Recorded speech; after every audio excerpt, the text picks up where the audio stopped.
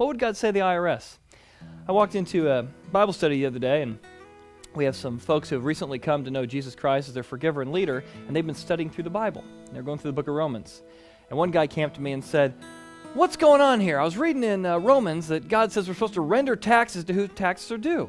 And I said, "Yeah." He's like, "What was Paul thinking?" I said, "Well, when Jesus came, Jesus talked about being people under authority.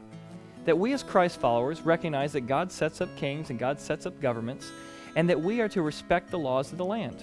And so the Bible did say to render taxes to whom taxes are due. Yet at the same time, he said work toward a better way. Jesus was once asked in Matthew, "Teacher, what do you think?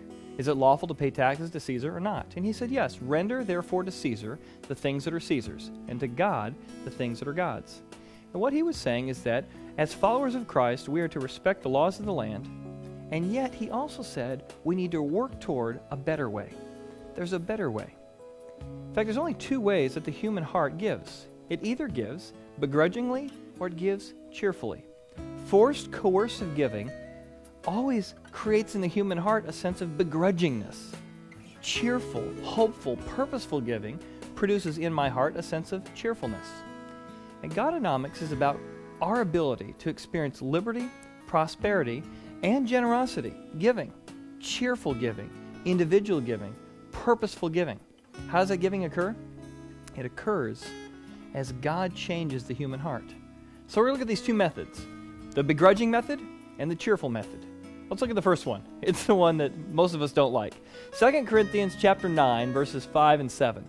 Paul shows up and says, "Therefore I thought it necessary to exhort the brethren to go to you ahead of time and prepare your generous gift." I want you to think about what you've made, how God's blessed you, and how you can be generous with it. And here's what he said. When you go to give as a matter of generosity, not as a grudging obligation. So let each one of you so give as he purposes in his heart, not grudgingly or out of necessity, for God loves a cheerful giver. So that's what he's saying. He's saying there are these two methods. There's the cheerful method and there's the begrudging method.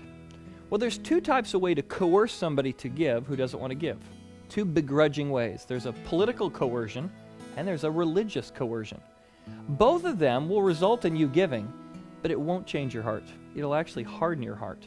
You'll become more and more bitter, not more and more cheerful.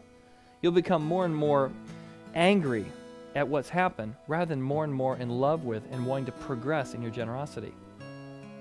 Political coercion. You know, an interesting history of the income tax, William Federer writes, and he gives us a history of how the United States income tax came to be where it is today. In 1787, the U.S. Constitution prohibited a direct federal tax. In 1862, a revenue tax on incomes that were used to finance the Union during the Civil War. But in 1895, the Supreme Court made the income tax unconstitutional. 1913, Woodrow Wilson again. Woodrow Wilson shows up and says, "All right, we're going to have an income tax, but it's only going to be 1%. And it's only going to be on the top 1%. It'll never be more than that, and it will never be more people than that." Yeah, right. Isn't that how it always starts? Let's just get our foot in the door. But that was 1913. Just 1% on the top 1%. 1943. Paycheck withholding began as an emergency fund to get funds to finance World War II. And it progressed from there. That's the history behind it. In the book, The Interesting History of the Income Tax, at the end of that book is John F. Kennedy's tax plan. And the reason in this series I've talked about how Godonomics doesn't align with the Democrats or the Republicans, it's a whole new way of thinking about money. It's a whole new way of thinking about economics.